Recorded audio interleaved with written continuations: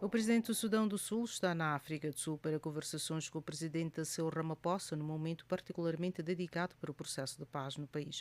A reunião acontece enquanto aumentam as preocupações sobre o cumprimento do acordo de paz de 2018 e sobre a preparação para do país para as próximas eleições.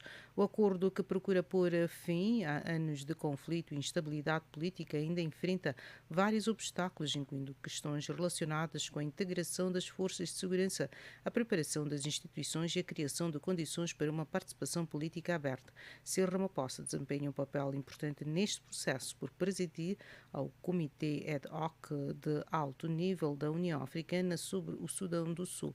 E para analisar o significado político da visita, que vamos conversar agora com Faustino Henrique, académico e analista político angolano. Muito boa noite, Sr. Faustino, bem-vindo aqui ao programa.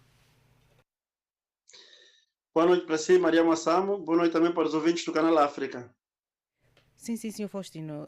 Qual é o significado político da visita de Salva Kiir à África do Sul, neste momento, particularmente tendo em conta as dificuldades na implementação do Acordo de Paz de 2018? Bom, geraram-se um conjunto de especulações em torno da visita de Salva Kiir à África do Sul, tanto líder do Sudão do Sul, aos 74 anos de idade, aventou-se inclusive a questão de saúde, e nós estamos ainda para ver se efetivamente a deslocação do presidente sul-sudanês à África do Sul tem efetivamente a ver com as iniciativas para a materialização dos compromissos constantes do acordo de 2015 e constantes também do acordo, o chamado acordo revitalizado de 2018, não é? Fazendo jus ou fazendo fé naquilo que é informação tornada pública pelas autoridades sul-sudanesas, segundo a qual o presidente foi à África do Sul para os contactos regulares com o presidente sul-africano, no sentido de encararem as melhores formas de materializar tudo quanto constou dos referidos acordos e levar o Sudão do Sul às eleições marcadas para o dia 22 de dezembro de 2026. Vamos esperar para ver até onde é que essas informações realmente correspondem àquilo que se verificou. Agora, o que é facto é que o Sudão do Sul vive um conjunto de crises após crises, desde os acordos de 2015 e o chamado acordo revitalizado de 2018, que prevê, entre outros, um conjunto de compromissos, não é? entre as partes signatárias, e que, na verdade, não têm sido devidamente implementadas, não têm sido devidamente cumpridos os compromissos. Sim, sim. E vários compromissos do acordo continuam por concretizar. E quais são atualmente os obstáculos mais sérios à consolidação da paz no Sudão do Sul? Bom, o obstáculo mais sério tem que ver com as desavenças, não é? As desavenças que envolvem os dois grandes segmentos deste mesmo acordo, não é? O Sudão do Sul está dividido, não é, entre aqueles que são os apoiantes do presidente Salva Kiir e os adeptos do vice-presidente, não é, até então, vamos lá dizer, julgado e condenado, não é, o Riek Machar, não é, que nos devem remeter também para a própria situação, não é, étnica ao nível do Sudão do Sul. Né? O Sudão do Sul, contrariamente às expectativas que foram geradas sobre a sua separação do Sudão, um novo país surgido em 2011, que serviria então para exatamente dar a oportunidade às populações maioritariamente negras e cristãs do sul do Sudão a terem um Estado próprio, não é? Mas, infelizmente, vimos que o país andou dividido entre os dois grandes segmentos, os dois grandes grupos sociais, os Nuer e os Dinka, não é? Os Dinka, de que faz parte o presidente Salva Kiir, e os Nuer, de que faz parte o antigo vice-presidente Riek Machar. Então, as desinteligências, desavenças e até mesmo conflitos têm girado em torno desses problemas étnicos que o Sudão atravessa e que se arrastam até os dias de hoje, não é? A razão pela qual temos fundadas dúvidas de que o pleito eleitoral marcado para o dia 22 de dezembro vai realmente se efetivar dentro dos prazos acordados e dentro daquilo que está, em princípio, plasmado nos acordos.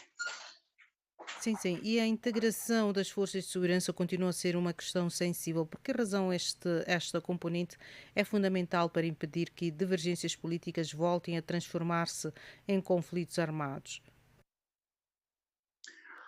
Bom, na verdade, essas desavenças têm que ver exatamente com o elevadíssimo grau de desconfiança que envolve os atores políticos na, no Sudão do Sul, não é?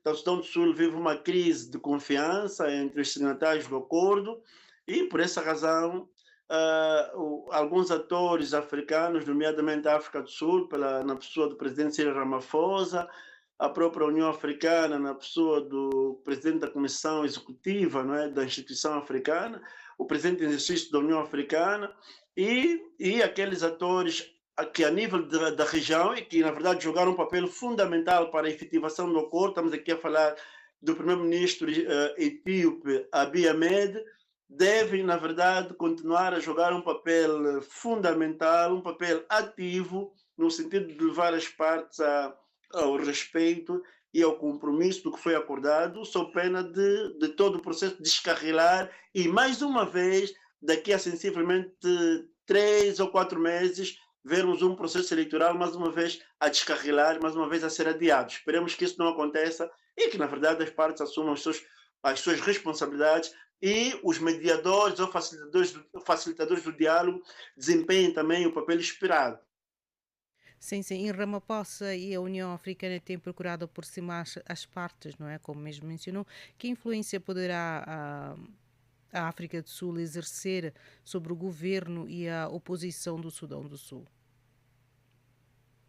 Bom, a África do Sul joga um papel importante, não joga um papel importante em tudo isso. Aliás, não é o facto do próprio presidente Salva Kiir ter deslocado a África do Sul para os contactos que se impõem com o presidente Cyril Ramaphosa, espelham por si só a dimensão e o papel que a África do Sul desempenha em todo esse processo. E vamos esperar e encorajar, na verdade, o presidente Cyril Ramaphosa, numa altura em que, por sinal, até recebeu agora a própria presidência rotativa da SADC, e então vamos esperar que esta espécie de poder suave ou soft power que a SADC no seu todo tem, por ser das regiões mais estáveis de África, sirva também de elemento apelativo no sentido de os sul-sudaneses encararem com maior responsabilidade os desafios que se impõem para a pacificação do mais novo país africano. Hum.